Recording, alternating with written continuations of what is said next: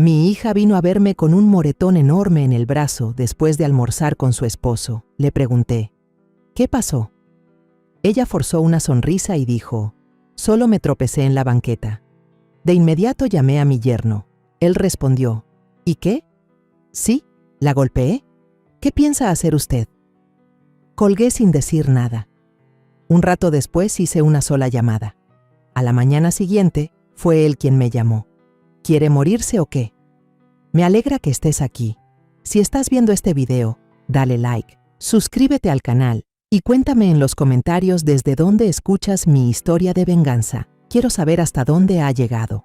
El sol de la tarde caía de lado en Oaxaca, colándose por el viejo marco de madera de la tienda de artesanías, iluminando las madejas de estambre rojo, amarillo y azul brillante que había pasado toda la mañana arreglando con esmero. A mis 65 años de vida, ya estaba acostumbrada a esta luz, al olor a cera de abeja de los tapetes tejidos a mano, al pregón agudo de la vendedora de tamales en el mercado de afuera.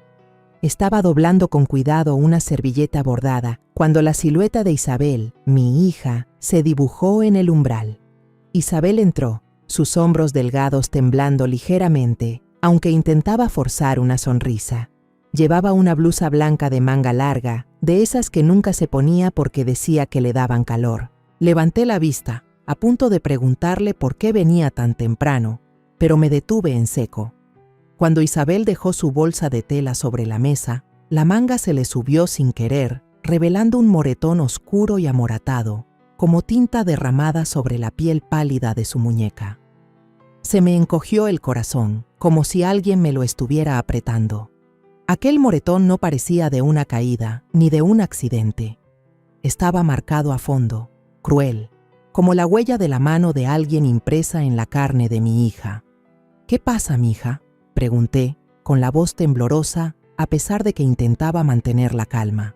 Isabel se bajó la manga deprisa, ocultando el moretón, y luego sonrió torcidamente, de esa manera que yo sabía que significaba que me estaba ocultando algo. No es nada, mamá.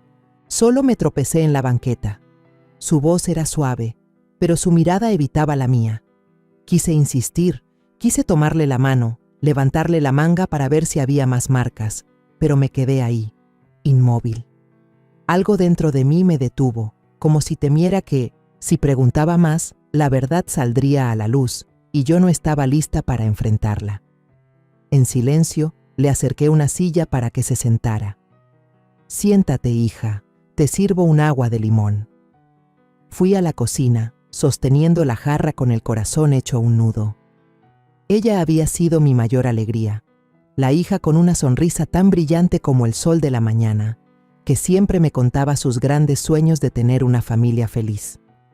Ahora estaba ahí sentada, delgada, callada, como una sombra de sí misma. Puse el vaso de agua de limón frente a Isabel, tratando de esbozar una sonrisa, pero mis ojos no se apartaban de su brazo, aunque ya estuviera cubierto. De repente, Santos, mi nieto de 8 años, entró corriendo a la tienda y se abrazó a mis piernas. «Abue, hoy la maestra dijo que mi dibujo fue el más bonito de la clase». El niño parloteaba, sus ojos claros brillando. Me agaché, le acaricié la cabeza y sentí que mi corazón se calentaba un poco con esa sonrisa inocente. Santos era mi mundo entero, la razón por la que todavía me levantaba cada mañana, por la que seguía tejiendo tapetes, por la que seguía viviendo después de que mi esposo se fue. Pero ni siquiera la sonrisa de Santos pudo disipar la inquietud en mi pecho. Miré de reojo a Isabel y la vi con la cabeza gacha, jugueteando con el borde del vaso, como si intentara esconder un secreto. Cuando Isabel se levantó para ir a la cocina a buscar un poco de pan dulce, llamé a Santos y lo mantuve cerca. Bajé la voz y le pregunté suavemente, ¿tu papá se enojó hoy, mi niño? Apenas salió la pregunta, me arrepentí. Los ojos claros de Santos se quedaron fijos por un instante y luego bajó la cabeza, mirando sus zapatitos gastados. No dijo nada.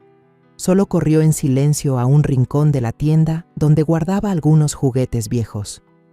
Mi corazón sintió otro apretón.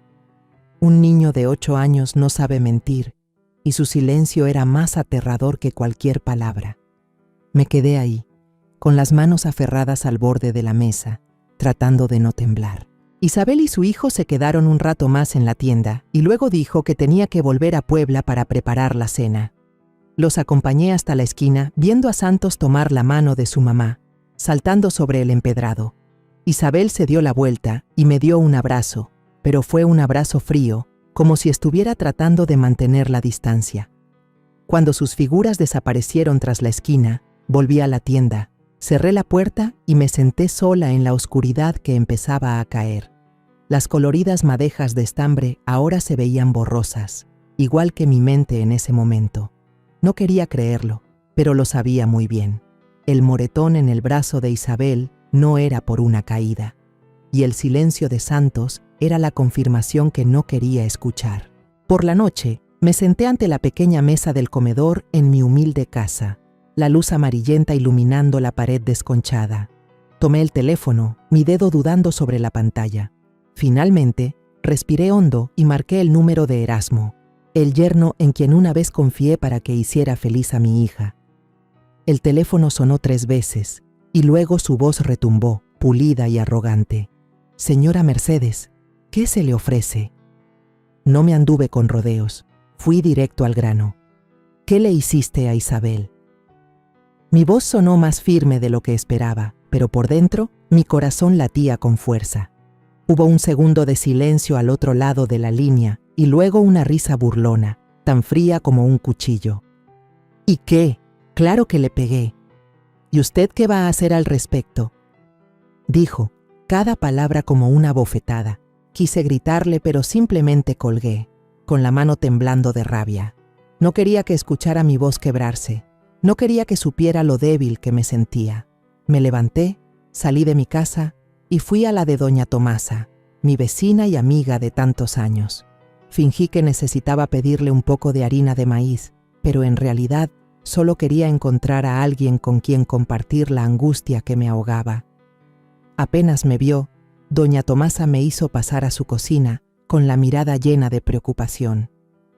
«Esta tarde vi a la niña Isabel llorando sola afuera de la puerta, doña Mercedes», susurró, con la voz tan temblorosa como la mía. La llamé para que entrara, pero solo negó con la cabeza y se fue. Sus palabras fueron como echar más leña al fuego que ardía en mi interior. Le di las gracias, tomé la bolsa de harina que me dio y volví a casa, cada paso pesando como si llevara piedras. En mi pequeña habitación, encendí una veladora frente al retrato de mi esposo, quien me había dejado hacía 10 años. Su foto en blanco y negro seguía ahí, en el pequeño altar, sus ojos amables como si me estuvieran mirando. «Juan, si estuvieras aquí, ¿qué harías?», susurré, mientras las lágrimas rodaban silenciosamente por mis mejillas. Recé, no por mí, sino por Isabel, por Santos y por mí misma, para tener la fuerza suficiente para enfrentar lo que viniera. La llama de la veladora parpadeaba, su débil luz iluminando su rostro, como si me respondiera con su silencio. A la mañana siguiente me levanté más temprano que de costumbre. El sol aún no había bañado la calle empedrada de Oaxaca, pero yo ya estaba frente al espejo, alisándome el cabello canoso, atándome con fuerza el rebozo alrededor de los hombros. Quería parecer fuerte, no por mí, sino por Isabel. Ella estaba de pie en un rincón de la habitación, con su blusa de manga larga, los ojos enrojecidos pero intentando sonreír. «Mamá, no tienes que hacer un escándalo por esto», dijo, con una vocecita que parecía suplicarme que me detuviera. Pero solo negué con la cabeza y le tomé la mano. «Ven conmigo, Isabel. No podemos dejar que esto siga así». Dentro de mí, un fuego ardía a fuego lento, no de ira, sino de amor por mi hija, un amor que nada podía apagar. Entramos a la comandancia de policía en el centro del pueblo, donde el olor a café quemado se mezclaba con el chirrido de un ventilador de techo. Isabel caminaba detrás de mí, con la cabeza gacha, los ojos fijos en el viejo suelo de baldosas, como si quisiera volverse invisible. La llevé directamente al escritorio del inspector Ramiro, un hombre que conocía desde que mi esposo vivía. En aquel entonces había venido a cenar a casa, reía y charlaba animadamente, e incluso elogió mi mole. Pero ahora, viendo la forma en que estaba sentado, con un pie sobre el escritorio, mirándonos como si fuéramos dos extrañas, supe que las cosas no serían fáciles. Inspector Ramiro, dije, tratando de mantener la voz firme. Vengo por mi hija. Su esposo la golpea. Quiero que levante un acta. Le conté todo, desde el moretón en su muñeca hasta la llamada de la noche anterior, cuando Erasmo admitió su comportamiento con total descaro.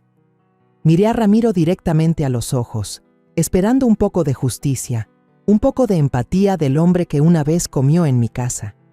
Pero él solo miró de reojo a Isabel, y luego se inclinó para garabatear algo superficialmente, el lápiz arañando el papel. Seguro se cayó de las escaleras. Un accidente doméstico, ya sabe. Soltó, con una voz tan fría como si hablara del clima. La sangre me hirvió.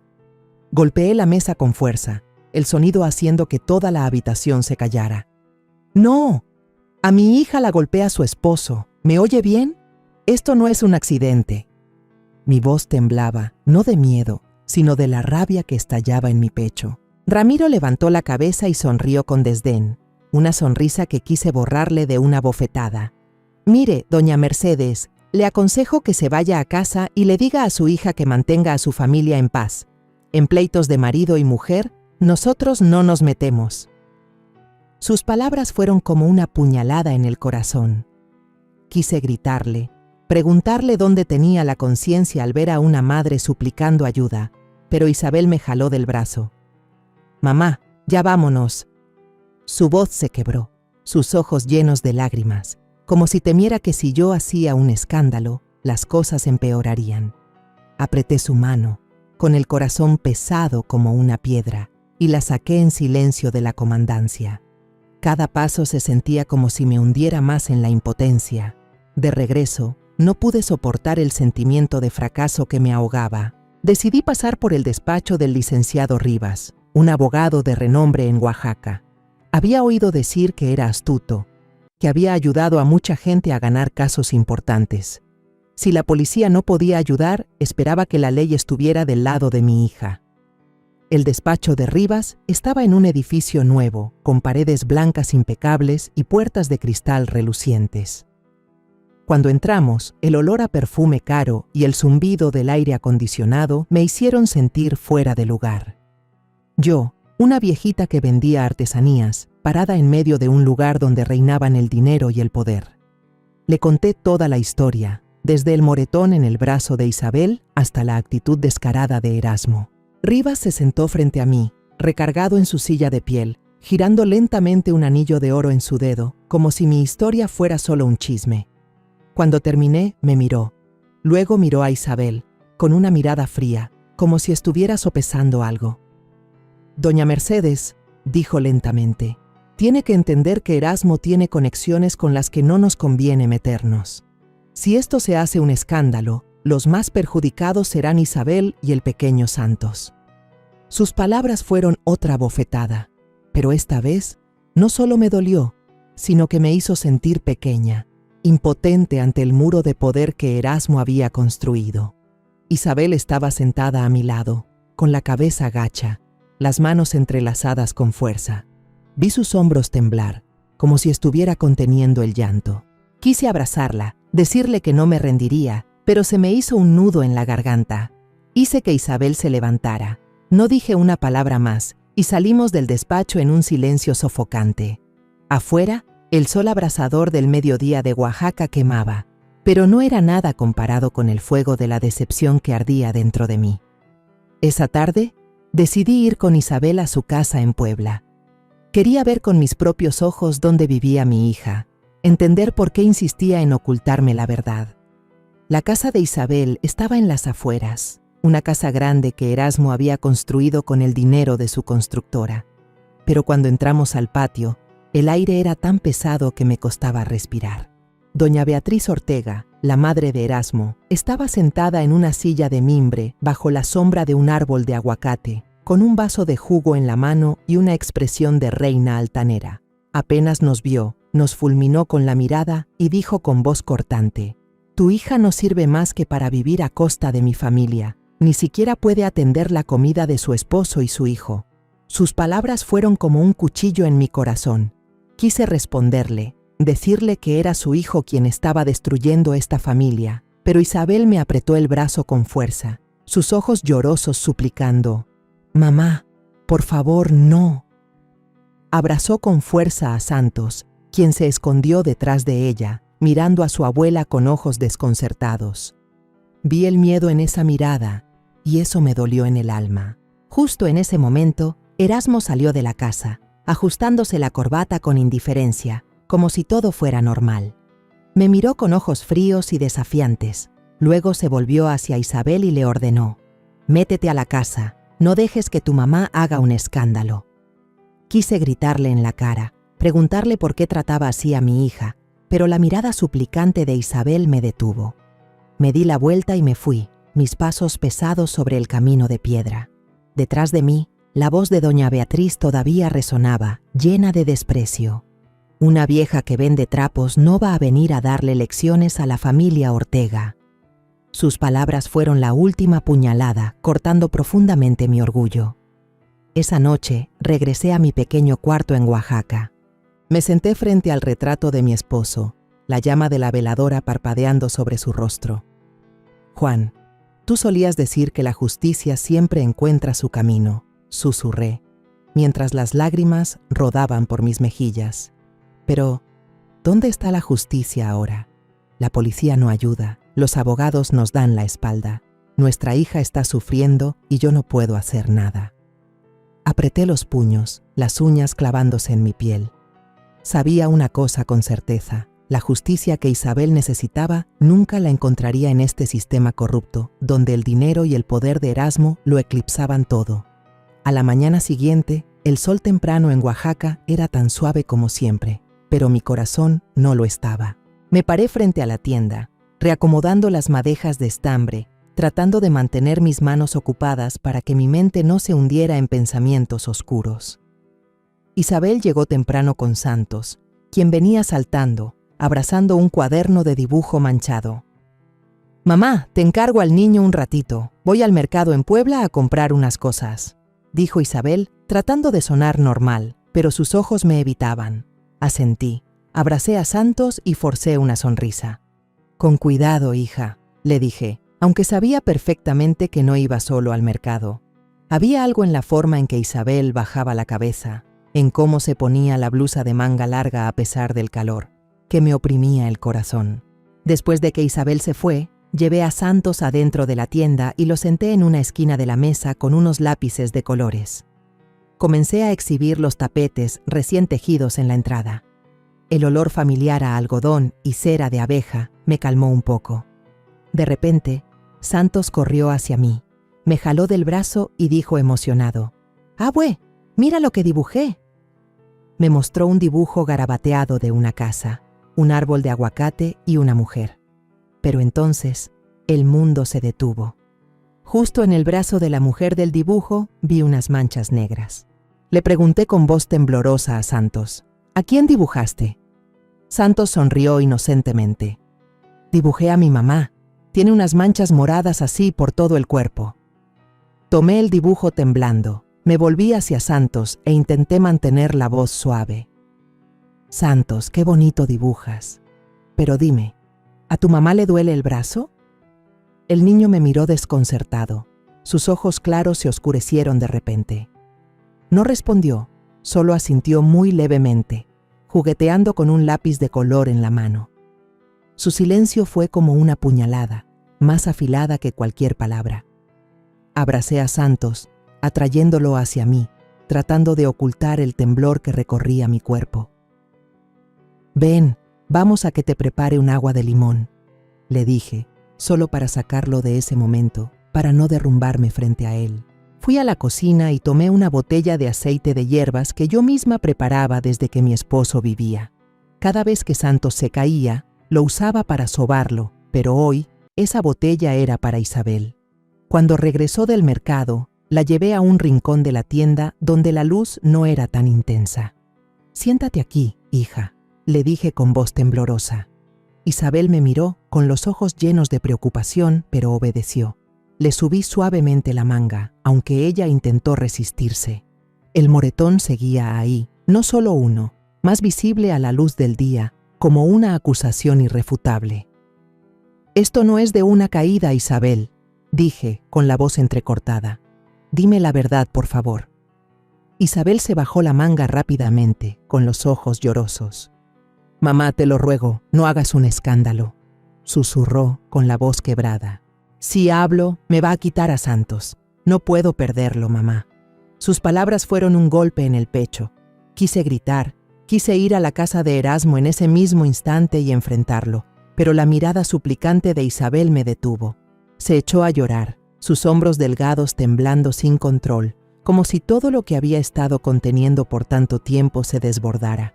La abracé, dejando que se apoyara en mi hombro, sus lágrimas empapando mi blusa. «No voy a dejar que te haga más daño», susurré, aunque yo misma no sabía qué iba a hacer. Tomé la botella de aceite de hierbas y se lo apliqué suavemente sobre el moretón. El olor a menta y cempasúchil se esparció, pero no alivió el dolor en mi corazón. Cada vez que tocaba el moretón, sentía el dolor de mi hija, no solo en la piel, sino en lo profundo de su alma. Isabel se quedó ahí, llorando en silencio, y yo solo pude abrazarla más fuerte, como si así pudiera protegerla del mundo entero. Justo en ese momento, doña Tomasa, mi vecina, entró en la tienda con su canasta del mercado. Miró a Isabel, luego a mí, con una expresión de compasión. «Otra vez es por el tal Erasmo, ¿verdad?», preguntó en voz baja, como si temiera que alguien la escuchara. Anoche los oí discutir muy fuerte, hasta del otro lado de la calle se escuchaba. Isabel bajó la cara rápidamente, se secó las lágrimas y se levantó diciendo deprisa: «Ya me tengo que ir, mamá». Prácticamente salió corriendo de la tienda, como si temiera enfrentar la verdad que doña Tomasa acababa de revelar. La acompañé hasta la esquina, viendo cómo su figura delgada se perdía, con el corazón en un puño. Quería detenerla, decirle que no volviera a esa casa, pero sabía que no me escucharía. Tenía miedo de perder a Santos, y ese miedo era más grande que su propio dolor. Esa noche, mientras ordenaba la tienda, acomodando los últimos tapetes, las luces cegadoras de un vehículo iluminaron el interior. Un rechinido de llantas, y reconocí de inmediato la familiar camioneta negra de Erasmo. No se bajó, solo bajó la ventanilla y me lanzó una mirada fría y desafiante.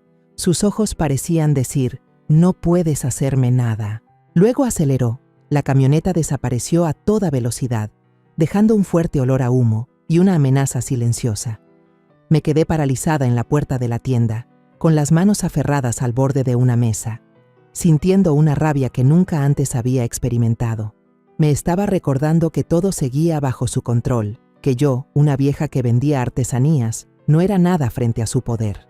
Después de ese día en la comandancia y en el despacho del abogado, sentí como si el mundo entero me hubiera dado la espalda. El inspector Ramiro con su sonrisa burlona, el abogado Rivas con su reluciente anillo de oro, todos estaban del lado de Erasmo, o más bien, del lado de su dinero y su poder. Me senté en mi tienda de artesanías, mirando las coloridas madejas de estambre con el corazón vacío. Había esperado que la ley protegiera a Isabel, pero ahora sabía que el camino formal se había cerrado, como una pesada puerta de hierro atrancada frente a mí. Esa mañana, decidí enfrentar a Erasmo yo misma. No le dije nada a Isabel. No quería preocuparla más. Me até mi rebozo azul oscuro, agarré mi bolsa de tela y tomé el primer autobús a Puebla. Durante todo el camino, miré por la ventana los campos de agave que pasaban, pero mi mente solo pensaba en Isabel, el moretón en su brazo, la mirada asustada de Santos. Me dije a mí misma que, aunque solo fuera una vieja que vendía artesanías, no dejaría que Erasmo siguiera pisoteando la dignidad de mi hija. El despacho de Erasmo estaba en el centro de Puebla, un edificio nuevo con cristales relucientes, como si presumiera la riqueza de su dueño. El letrero Ortega Construcciones brillaba bajo el sol, con letras doradas como una declaración de poder. Respiré hondo y empujé la puerta para entrar. Adentro, el aire frío del aire acondicionado me hizo estremecer. La secretaria, una joven con el pelo recogido en un moño alto, me miró con curiosidad. dije secamente. Soy la madre de Isabel. Quiero ver a Erasmo. Ella titubeó un momento, pero aún así me guió al segundo piso, como si supiera que no me iría fácilmente. La puerta del despacho se abrió y vi a Erasmo, recostado en su costosa silla de piel, con un pie sobre el escritorio de madera pulida. Se reía a carcajadas por teléfono, su voz resonando por toda la oficina. Al verme, le hizo una seña a la persona al otro lado de la línea para que esperara, y luego colgó, sin borrar la sonrisa de su rostro. «Señora Mercedes, qué sorpresa», dijo, con un tono meloso pero lleno de sarcasmo. «¿Qué la trae por aquí? ¿Quiere comprar un terreno para construir?». Soltó una carcajada, como si mi presencia fuera un chiste. Me paré erguida, mirándolo directamente a los ojos, tratando de que mi voz no temblara. «Golpeaste a Isabel. Vi los moretones. ¿Hasta cuándo vas a negar tu responsabilidad?». Mis palabras salieron claras y frías, pero por dentro me sentía como si estuviera frente a una bestia salvaje. Erasmo no respondió de inmediato. Se levantó, se sirvió tranquilamente un vaso de tequila de una botella sobre su escritorio y tomó un sorbo, sin apartar la vista de mí. «¿Y si lo admito, qué?», dijo, con un tono descarado.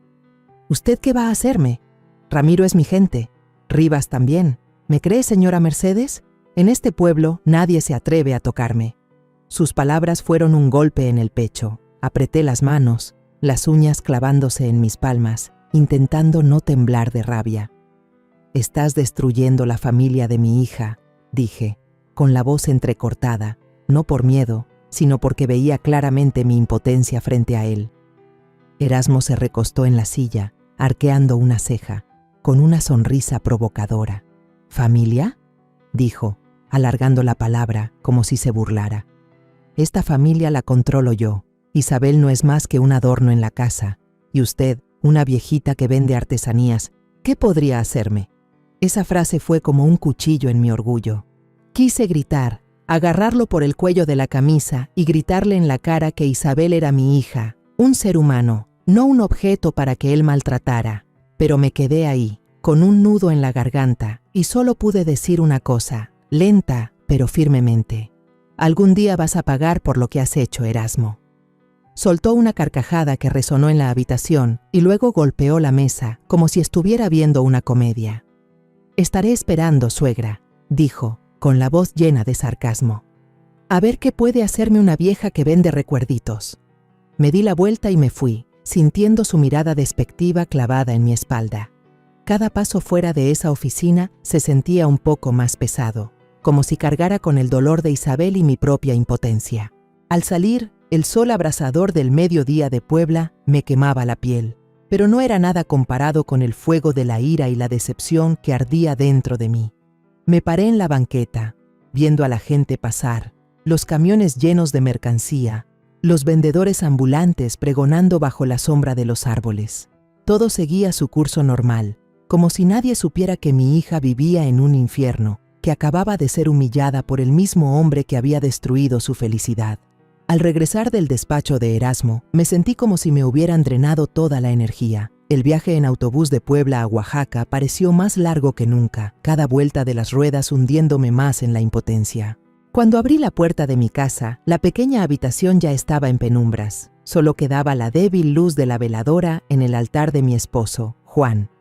Isabel y Santos dormían profundamente en el otro cuarto, la respiración acompasada del niño recordándome que todavía tenía una razón para luchar. Pero en ese momento, solo quería sentarme y dejar que el cansancio me consumiera. Arrastré la vieja silla de madera y me senté frente al retrato de Juan, mirando sus ojos amables en la foto en blanco y negro que ya se había vuelto amarillenta. Mercedes, en esta vida, a veces la justicia hay que tomarla con nuestras propias manos. Sus palabras de antaño resonaron en mi cabeza, tan claras como si estuviera sentado a mi lado. Abrí el viejo cajón de madera donde guardaba los recuerdos de Juan. Entre las cartas viejas y una foto familiar descolorida, encontré un trozo de papel amarillento con la letra casi borrada. Era el número de teléfono de Tácito Herrera, un viejo amigo de Juan, a quien él había ayudado a salir de un juicio injusto hacía más de 20 años. Tácito había sido policía, un hombre duro pero justo, y ahora tenía su propio despacho de abogados en Oaxaca. Tomé el papel, mis dedos temblorosos recorriendo los números. Hacía años que no hablaba con él, pero en mi corazón sabía que, si alguien podía ayudarme ahora, solo podía ser Tácito. El corazón me latía con fuerza mientras marcaba. El teléfono sonó 3 veces, cada timbrazo pareciendo una eternidad. Luego, una voz grave y ronca contestó. ¿Quién habla? Respiré hondo, tratando de que no se me quebrara la voz. Soy yo, Mercedes Ramírez, dije, de forma concisa pero firme. Mi hija está siendo maltratada por su esposo. Necesito su ayuda. Hubo un largo silencio, como si Tácito estuviera sopesando algo. Finalmente, habló, con un tono grave y serio. Sabe que esto no es fácil, pero si se atrevió a llamar, la escucharé. La veo en el café cerca del mercado de Oaxaca, mañana a las 8 de la mañana. Colgué, con la mano todavía temblando, pero con un peso menos en el alma, como si me hubiera quitado una carga de encima. Por primera vez en días, sentí un rayo de esperanza. Esa noche no pude dormir. El ladrido lejano de un perro, la música de banda a todo volumen de una cantina cercana, todo parecía agitar los pensamientos confusos en mi cabeza. Me senté en mi mesa de bordado, intentando terminar una servilleta, pero me pinché el dedo con la aguja y no sentí dolor. Cada puntada era un recordatorio de Isabel, del moretón oscuro en su brazo, de la mirada asustada de Santos. Pensé en Erasmo, en su risa burlona, llamándome una viejita que vende recuerditos. Él pensaba que era débil, impotente, pero no sabía lo fuerte que puede llegar a ser una madre cuando la acorralan.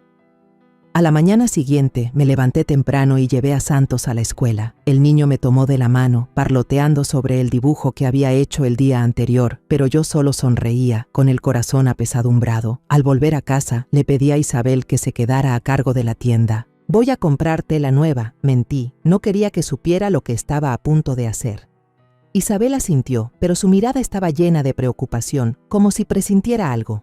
Me puse mi rebozo azul oscuro, tomé mi bolsa de tela y caminé hasta el pequeño café en una esquina del mercado de Oaxaca.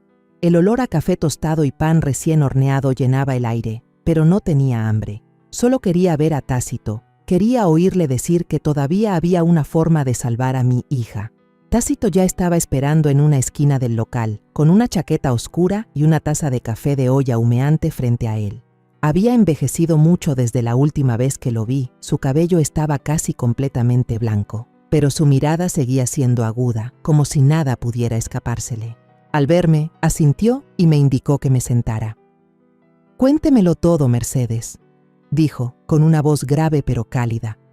«No me oculte nada». Le abrí mi corazón, cada palabra rasgando mi alma. Le hablé de los moretones en el brazo de Isabel, de cómo intentaba ocultarlos bajo mangas largas. Le conté del silencio de Santos, de su mirada asustada cuando le pregunté por su padre. Le conté de la llamada a Erasmo, de su risa burlona, de su desafío descarado de que yo no podía hacerle nada. Le hablé del inspector Ramiro, que una vez comió en mi casa pero ahora me daba la espalda, y del abogado Rivas, con sus amenazas de que meterse con Erasmo perjudicaría a Isabel y a Santos. Finalmente, le conté del enfrentamiento en el despacho de Erasmo, de cómo llamó a Isabel un adorno y me humilló como si yo no valiera nada. Las lágrimas rodaron por mis mejillas, pero no las sequé. Quería que Tácito viera mi dolor, mi desesperación. Tácito escuchó en silencio, asintiendo, girando la taza de café sobre la mesa. No me interrumpió, solo escuchó, con los ojos entrecerrados como si estuviera analizando cada detalle. Cuando terminé, me miró durante un largo rato y luego dijo con voz grave: «Le debo un favor a Juan. En aquel entonces, si no hubiera sido por él, lo habría perdido todo. Es hora de pagar esa deuda». Hizo una pausa. Su mirada se volvió más fría. «Pero este camino no será fácil, Mercedes. Erasmo no es solo un golpeador. Tiene dinero, poder y toda una red que lo protege. ¿Está lista?». No respondí de inmediato. Apreté la taza de café caliente entre mis manos, sintiendo cómo el calor se extendía por mis dedos fríos. Esa era mi respuesta. Una semana después de nuestro encuentro en el café, viví en un estado de tensión constante. Todas las mañanas abría la tienda, arreglaba las madejas de estambre, sonreía a los clientes, pero mi mente estaba en otro lugar. Esperaba a Tácito, esperaba una señal de que había encontrado una manera de sacar a Erasmo a la luz. Cada vez que sonaba el teléfono, el corazón me daba un vuelco, pensando que era él. Pero los días pasaban en silencio, y empecé a temer haber puesto mis esperanzas en algo imposible. Cada noche me sentaba frente al altar de Juan, encendía una veladora y le susurraba, pidiéndole fuerzas para continuar. «Juan, ¿estoy haciendo lo correcto?», preguntaba, pero solo la llama parpadeante me respondía. Entonces, una tarde, cuando la luz dorada se colaba por la puerta de la tienda, apareció Tácito. Entró con un viejo y grueso portafolio de cuero en la mano, su rostro más serio que de costumbre. «Mercedes, tenemos que hablar», dijo, con voz grave pero firme. Lo llevé a la pequeña trastienda, donde solía sentarme a bordar en mis noches de insomnio. Isabel estaba atendiendo el mostrador, riendo con un cliente, completamente ajena a todo. Cerré la puerta, con el corazón latiendo con fuerza, como si estuviera a punto de entrar en una batalla que no sabía si podría ganar. Tácito puso el portafolio sobre la mesa de madera, lo abrió y desplegó ante mí gruesos expedientes. Miré las páginas, los números, las firmas garabateadas y sentí que la cabeza me daba vueltas. Señaló cada documento, explicando lentamente. «Estas son copias de los contratos de construcción de la empresa de Erasmo. ¿Ve? Las cifras están descaradamente falsificadas, el precio de los materiales inflado al doble, al triple, para robar». Pasó a otro fajo de papeles, recibos bancarios con sellos rojos brillantes. «Esta es la prueba de que lava dinero a través de una fundación benéfica a nombre de su madre, la señora Beatriz. El dinero sucio pasa por ahí y luego vuelve a su bolsillo». Finalmente, me acercó un fajo de facturas, con una escritura a mano que me heló la sangre. «Garantía de protección, inspector Ramiro». Tomé cada papel, con las manos temblorosas. Esos números, esas firmas, esas notas eran como cuchillos, no solo cortando mi corazón, sino revelando la repugnante verdad sobre Erasmo. No era solo un hombre violento que golpeaba a su esposa, sino el centro de una pequeña y sucia red de corrupción. Tácito me miró con los ojos entrecerrados y bajó la voz. «Como ve, Mercedes, no solo le hace daño a Isabel, es parte de todo un sistema podrido. Para derribarlo tenemos que apuntar a todo el sistema». Asentí, pero se me hizo un nudo en la garganta y no pude hablar. Pensé en Isabel, en los moretones oscuros en su brazo, en la mirada asustada de Santos. Esos papeles no eran solo pruebas, eran una esperanza, la esperanza de poder sacar a mi hija del infierno que Erasmo había creado. Pero justo en ese momento, la voz de Isabel se escuchó desde el frente. «Mamá, un cliente quiere un tapete». El corazón me dio un brinco. Rápidamente junté los expedientes, los escondí debajo de la mesa y salí, forzando una sonrisa. Era una pareja de estadounidenses, rubios, con sonrisas radiantes, buscando recuerdos. Les mostré algunas servilletas bordadas. Les hablé de cada puntada, pero mi mente seguía en la trastienda, donde yacían los secretos de Erasmo. Cuando se fueron, con un tapete rojo brillante bajo el brazo, volví con Tácito, el corazón todavía latiéndome con fuerza por el miedo de que Isabel hubiera visto algo. No quería que supiera, no quería cargarla con más peso. Tácito se sentó, sacó un cigarro, lo encendió y le dio una larga calada. El humo flotaba en el aire, mezclándose con el olor a cera de abeja de los tapetes. «Voy a preparar una denuncia anónima», dijo lentamente. «Se enviará directamente a la Secretaría de Obras Públicas y a la de Hacienda.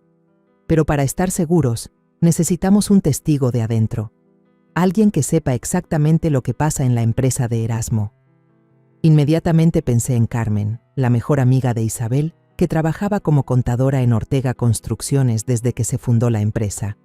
Carmen había venido a mi tienda, se había sentado a comer pan dulce y me había contado sobre sus tiempos difíciles. Si había alguien que se atrevería a enfrentarse a Erasmo, solo podía ser Carmen. «Carmen», dije con voz segura, «es la mejor amiga de Isabel, sabe mucho sobre su empresa». Tácito asintió. Sus ojos se iluminaron. Si ella acepta cooperar, tendremos otra flecha mortal, dijo con voz decidida. Pero usted tiene que convencerla, Mercedes. No es fácil. Puede que tenga miedo, que se niegue. Asentí, sabiendo que este camino no sería sencillo, pero no tenía otra opción. En ese momento, Santos entró corriendo desde la calle, levantando un dibujo a lápiz de colores. Sonreía radiante, su rostro iluminado como el sol de Oaxaca. «Abue, mira, dibujé nuestra casa», presumió con su voz clara. Me agaché y miré el dibujo. Una casita, una madre y un niño de la mano bajo la sombra de un árbol de aguacate. «No está mi papá», añadió Santos, con la inocencia de quien dice algo obvio. Se me hizo un nudo en la garganta, como si alguien me estuviera estrujando el corazón. Miré a Tácito y vi que me ponía una mano en el hombro, con una mirada resuelta. «Por eso mismo tiene que llegar hasta el final, Mercedes», dijo, con voz grave pero firme. «No solo por Isabel, sino por este niño». Abracé a Santos, sintiendo el calor de su pequeño cuerpo. Su dibujo no eran solo garabatos, era un recordatorio de por qué estaba luchando. Miré a Tácito, asentí, y dentro de mí un fuego se encendió, más fuerte que nunca. Erasmo podía pensar que lo controlaba todo, pero no sabía que yo había encontrado un aliado y que no me detendría hasta que pagara por lo que le había hecho a mi hija y a mi nieto. Una tarde, Tácito me citó en una pequeña taquería en Puebla, donde el olor a carne al pastor se mezclaba con el chisporroteo del carbón. Me senté frente a él, con las manos aferradas al borde de la gastada mesa de madera, tratando de no temblar. Tácito no habló mucho, solo puso sobre la mesa un sobre grueso de papel craft amarillento. «Estas son copias de los documentos que ya envié», dijo, con voz grave y segura. «El juego ha comenzado, Mercedes». Miré el sobre, el corazón latiéndome como si quisiera salirse del pecho. Afuera, las calles de Puebla seguían bulliciosas. Un vendedor ambulante pregonaba: «Tamales, lleven sus tamales calientitos».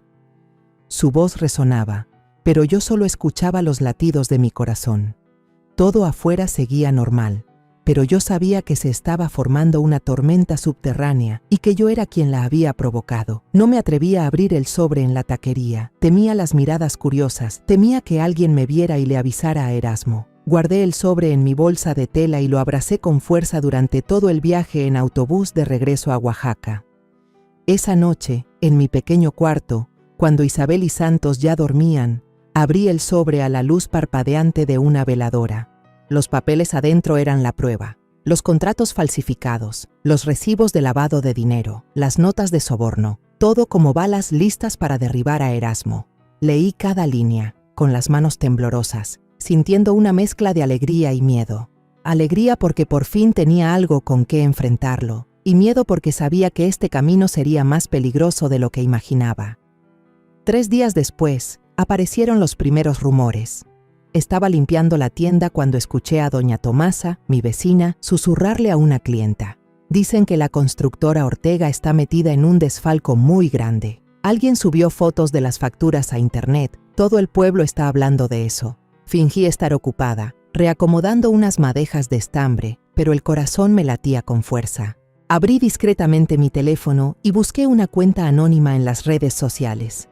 Las imágenes de las facturas sospechosas, las cifras fraudulentas de la constructora Ortega aparecían claramente. Reconocí de inmediato los documentos que Tácito me había mostrado. Él había actuado y la tormenta que esperaba ya había comenzado a levantarse. A la mañana siguiente, Isabel llegó corriendo a la tienda, con el rostro pálido y el teléfono en la mano. «Mamá, mira esto», dijo, con voz alarmada. «Están diciendo que Erasmo desfalcó dinero de las obras, que hasta lava dinero. ¿Es verdad, mamá?» Los ojos de Isabel estaban enrojecidos, como si hubiera estado llorando.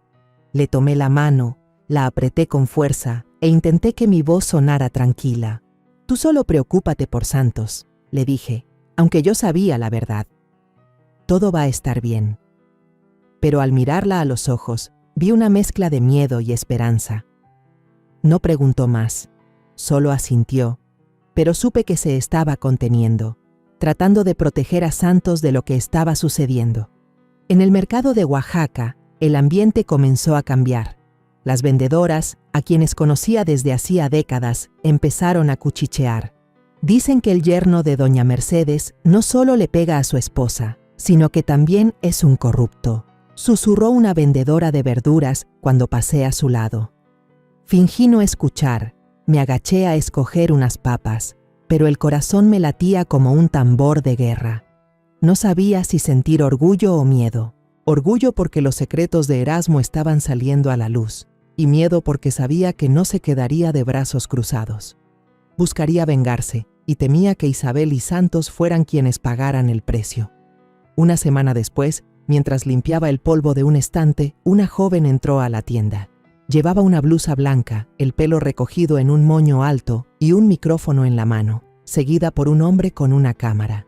«Señora Mercedes», dijo la joven, con una voz suave pero incisiva. «Soy Ana Sofía Méndez, reportera del canal de televisión de Puebla. Hay rumores de que su yerno comete violencia familiar. ¿Podría confirmarlo?». Miré a la joven y luego directamente a la lente de la cámara. Por un momento, quise contarlo todo, que Erasmo no solo golpeaba a mi hija, sino que era un corrupto, un destructor de familias. Pero entonces recordé a Isabel, su mirada suplicante, a Santos jugando en un rincón de la tienda. No dije nada, solo miré a la cámara unos segundos, asentí y me di la vuelta en silencio. Mi silencio, lo sabía, era una confesión. Esa noche me senté con Isabel y Santos en mi pequeño cuarto. El noticiero local pasaba en la vieja televisión, la voz del presentador resonando. La empresa Ortega enfrenta acusaciones de fraude financiero y violencia doméstica. La imagen de mi tienda apareció en la pantalla, junto con titulares sobre las acusaciones contra Erasmo. Isabel palideció. Abrazó con fuerza a Santos. Sus ojos se llenaron de lágrimas. «Mamá, ¿qué está pasando?», preguntó con la voz temblorosa. Suspiré y le puse una mano en el hombro. «No sé a dónde va a llegar todo esto», dije, aunque en mi corazón lo sabía muy bien. «Pero te prometo que voy a protegerlos a ti y a Santos». Esas palabras no eran solo una promesa para Isabel, sino para mí misma. Esa noche, el cielo de Oaxaca estaba pesado, sin una sola estrella. Acababa de doblar el último tapete, preparándome para cerrar la tienda, cuando las luces cegadoras de una camioneta cortaron la oscuridad, apuntando directamente a mi cara. El motor rugió como una amenaza, y reconocí de inmediato el familiar vehículo negro de Erasmo. El corazón me latió con fuerza, no de miedo, sino porque sabía que este momento llegaría tarde o temprano. Me paré erguida, con las manos aferradas al borde de una mesa de madera, tratando de no temblar. Después de los rumores, de los artículos sobre la constructora Ortega, sabía que no se quedaría tranquilo.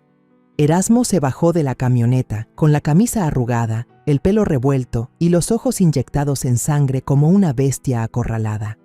Golpeó la puerta con fuerza, el sonido resonando en el pequeño callejón, haciendo que algunos perros cercanos ladraran frenéticamente. «Usted está detrás de todo esto, ¿verdad, vieja?», gritó con la voz ronca y llena de rabia. «Todas esas noticias sucias, usted las provocó». Sus palabras eran como una puñalada, pero no me inmuté. Ya lo había enfrentado una vez en su oficina, y esta vez, frente a mi propia tienda, no dejaría que me viera débil. Antes de que pudiera responder, Isabel salió corriendo de la casa, con el rostro pálido y los ojos llenos de pánico. «Erasmo, no hagas un escándalo aquí», suplicó, con la voz temblorosa. «Santos está adentro».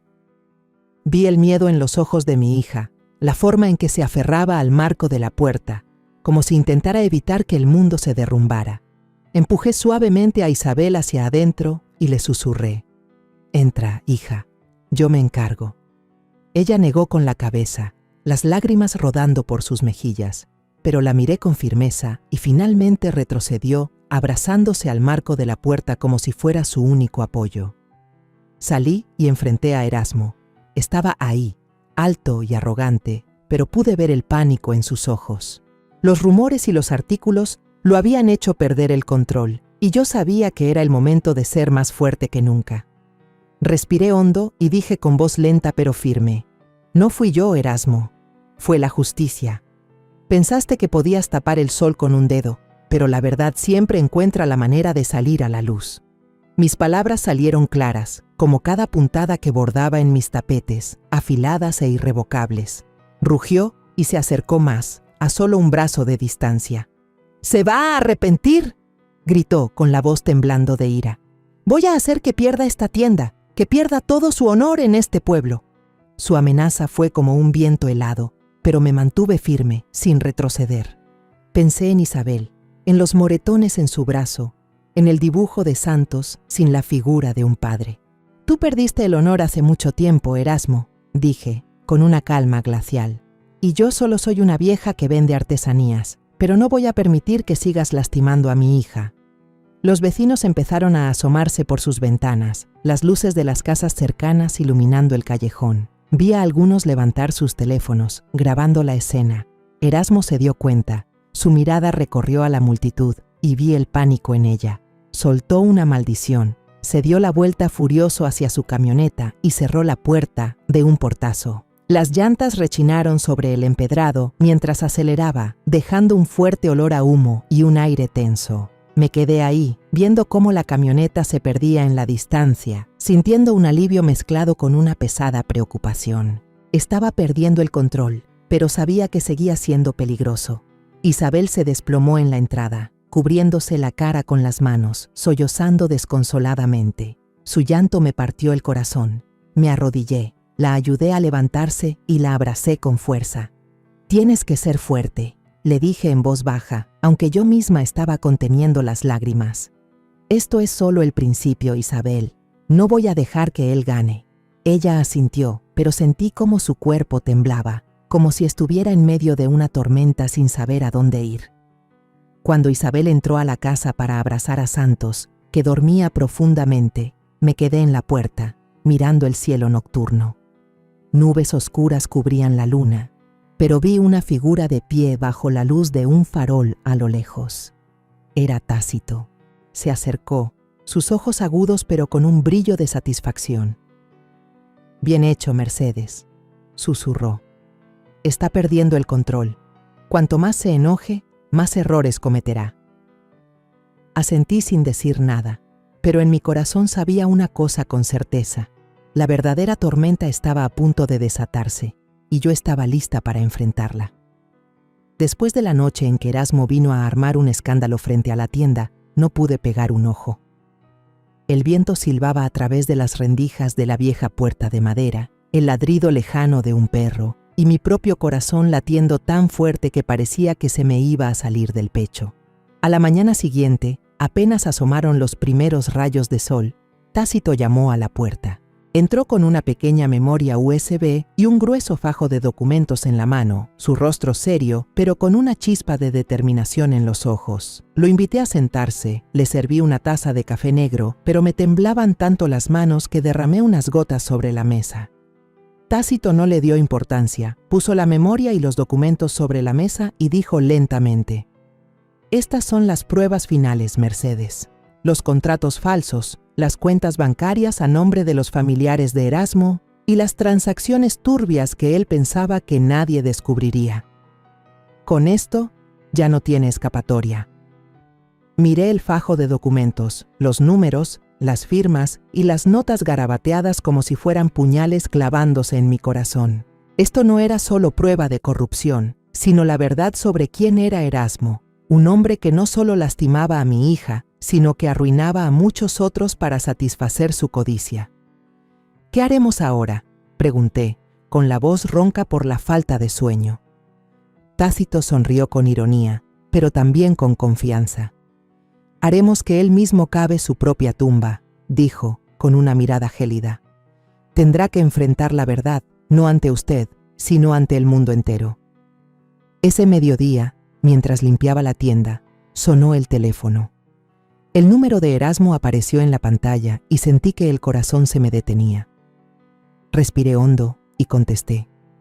Su voz sonó ronca, sin rastro de la arrogancia de antes. «¿Qué es lo que quiere? Dígalo de una vez. ¿Dinero? ¿Una disculpa? Haré lo que sea, con tal de que pare esto». Escuché la desesperación en su voz, pero no me ablandó.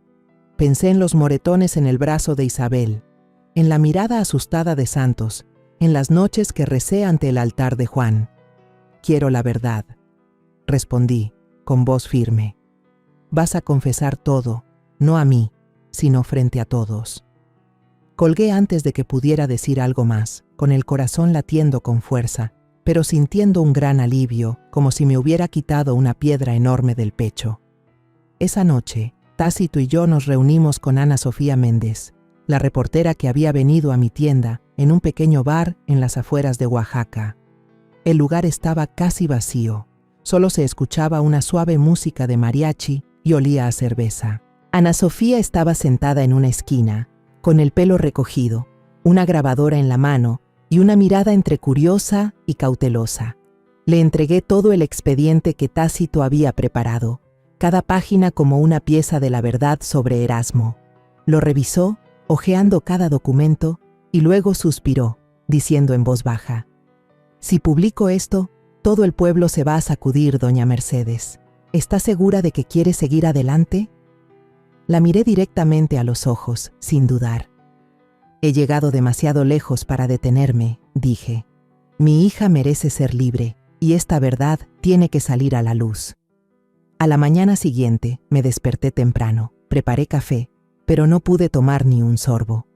Encendí la televisión y el canal de Puebla estaba transmitiendo un noticiero especial, en vivo. Erasmo Ortega estaba sentado en medio de una conferencia de prensa, con el rostro pálido, sudando por las sienes, su traje habitual ahora luciendo arrugado. Frente a docenas de cámaras, tomó un papel con manos temblorosas y leyó cada palabra de una declaración preparada. Su voz se quebraba, pero cada palabra era clara. Admitió haber maltratado a Isabel Ramírez. Admitió que la constructora Ortega tenía irregularidades financieras y fraude en licitaciones. Y finalmente, se disculpó públicamente con su familia y anunció la disolución de la empresa. Me senté en la tienda, frente al pequeño televisor, con las manos aferradas al borde de la mesa. La imagen de Erasmo en la pantalla era la de un hombre desnudo ante el mundo. No sentí satisfacción, solo una profunda tristeza. Él había sido el hombre en quien confié, el que pensé que le daría felicidad a Isabel. Ahora era solo una sombra de sí mismo, hundido por sus propios pecados. Los murmullos de los clientes en el mercado comenzaron a oírse desde afuera. Erasmo se vino abajo. ¿Quién iba a decir que era tan violento? Ahora lo perdió todo. Escuché, pero no respondí. Solo miré en silencio a Isabel, que estaba sentada a mi lado. Ella abrazaba con fuerza a Santos, las lágrimas rodando silenciosamente por sus mejillas. Santos miró a su mamá, confundido, y luego se volvió hacia mí y preguntó: «Abue, papá ya no va a volver, ¿verdad?». Atraí al niño hacia mí, no respondí, solo le acaricié la cabeza. Isabel susurró, con la voz entrecortada: por fin soy libre, mamá». Sus palabras fueron como un cuchillo, dolorosas y liberadoras a la vez. Abracé a Isabel, sintiendo cómo su cuerpo delgado temblaba entre mis brazos. «Te prometo que siempre estaré aquí», le dije con voz ronca. «Pase lo que pase, los protegeré a ti y a Santos». Unas semanas después del día en que Erasmo se vio obligado a confesar en televisión, la vida de Isabel y la mía comenzó a encontrar un poco de paz, aunque fuera tan frágil como la llama de una vela ante el viento. El tribunal resolvió el caso más rápido de lo que esperaba. Una mañana, Isabel y yo estábamos en la pequeña sala de audiencias de Oaxaca, donde la luz entraba por los altos ventanales, iluminando el viejo suelo de baldosas. La jueza, una mujer de rostro severo, declaró a Isabel divorciada y le otorgó la custodia total de Santos. Al escuchar esas palabras, Isabel me apretó la mano, las lágrimas rodando por sus mejillas, pero esta vez eran lágrimas de liberación. Abracé a mi hija, sintiendo cómo su cuerpo delgado temblaba entre mis brazos. «Mamá, no puedo creer que este día haya llegado», susurró Isabel, con la voz entrecortada. Solo la abracé con más fuerza, sin decir nada, porque en mi corazón la alegría se mezclaba con el dolor de los meses pasados. A Erasmo se le prohibió ejercer en el sector de la construcción, un duro golpe para el imperio del que una vez se enorgulleció. Todos sus bienes fueron congelados para la investigación, y escuché que tuvo que vender su gran casa en Puebla para pagar deudas. Su madre, doña Beatriz, que solía sentarse arrogantemente en su silla de mimbre para criticar a mi hija, se había ido del pueblo en silencio. Una tarde, doña Tomasa me contó que la habían visto en la terminal de autobuses, con una sola maleta vieja como equipaje, el rostro demacrado, sin rastro de su antiguo orgullo. No sentí satisfacción, solo una vaga tristeza.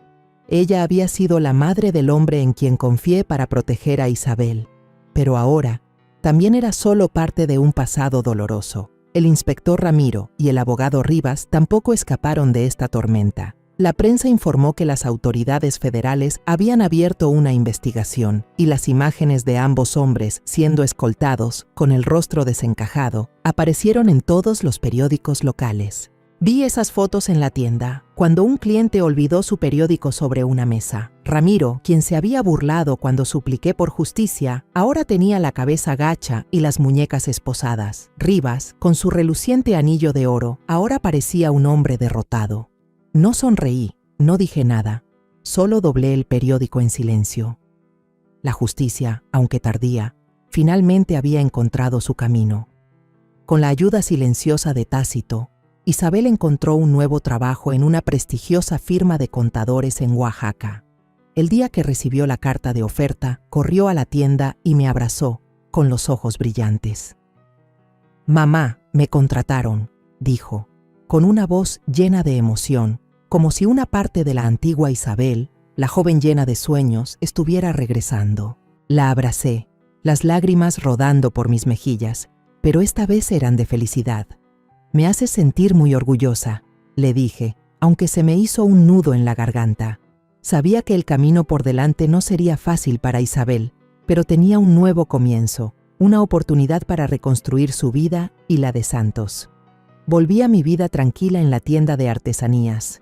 Cada mañana abría la puerta, arreglaba las madejas de estambre, tejía tapetes y conversaba con los clientes como antes. Pero ahora tenía a Santos a mi lado. El niño solía correr a la tienda después de la escuela, con sus dibujos garabateados y una sonrisa radiante. Una tarde, le enseñé a Santos a dar sus primeras puntadas en un pequeño trozo de tela. Sostenía la aguja con torpeza, las puntadas chuecas, pero se reía a carcajadas y decía: «Abue, cuando crezca voy a dibujar más colores en tus servilletas». Sus palabras inocentes fueron como una brisa fresca, disipando los días pesados. Le acaricié la cabeza y sonreí. «Si bordas más bonito que yo, te voy a dejar toda la tienda». Santos se rió a carcajadas, y en ese momento sentí mi corazón más ligero que nunca. Una tarde, mientras colgaba un tapete recién tejido en la entrada de la tienda, pasó Ana Sofía Méndez. Llevaba una blusa blanca, el pelo recogido y la misma sonrisa radiante de la primera vez que la vi. Me saludó con la mano y yo asentí, sonriendo en agradecimiento. Su reportaje, junto con las pruebas que Tácito y yo le proporcionamos, había sacado la verdad a la luz, había ayudado a Isabel a liberarse de las cadenas de Erasmo. No dije nada, pero por dentro le estaba agradecida a ella y a Tácito, las personas que estuvieron a mi lado en esta lucha. Por la noche, volví a mi pequeño cuarto, donde la llama de la veladora frente al altar de Juan seguía parpadeando. Encendí una varita de incienso, el aroma a copal se esparció, trayendo una paz que no había sentido en mucho tiempo. Miré los ojos amables de Juan en la foto y susurré: «La justicia puede tardar, pero al final llegó, mi amor, y nadie tiene derecho a pisotear la dignidad de nuestra hija». Cerré los ojos, sintiendo la suave brisa nocturna mover la cortina. Esta guerra había terminado y habíamos ganado, no con violencia, sino con perseverancia y un amor que nunca se rindió. Me quedé sentada ahí, en mi pequeño cuarto, escuchando el canto de los grillos en el callejón. Pensé en Isabel, en la sonrisa que volvía a su rostro. Pensé en Santos, en los dibujos llenos de color que pintaría en su futuro. Y pensé en mí misma, una vieja que vendía artesanías, que se había atrevido a enfrentarse a todo un sistema para proteger a su familia. Ya no tenía miedo, ya no tenía dudas. Esta vida, aunque dura, me había enseñado que el amor de una madre puede ser más fuerte que cualquier poder. Y con ese amor, lo sabía, seguiríamos adelante, juntas, bajo el sol de Oaxaca. La historia que acabas de escuchar ha sido modificada en nombres y lugares para proteger la identidad de las personas involucradas. No contamos esto para juzgar, sino con la esperanza de que alguien escuche y se detenga a reflexionar. ¿Cuántas madres están sufriendo en silencio dentro de su propio hogar? Yo realmente me pregunto, si tú estuvieras en mi lugar, ¿qué harías? ¿Elegirías callar para mantener la paz? ¿O te atreverías a enfrentarlo todo para recuperar tu voz? Quiero saber tu opinión, porque cada historia es como una vela que puede iluminar el camino de alguien más. Dios siempre bendice, y estoy convencida de que la valentía nos lleva a días mejores. Mientras tanto, en la pantalla final te dejo 2 de las historias más queridas del canal. Estoy segura de que te sorprenderán. Gracias por haberte quedado conmigo hasta este momento.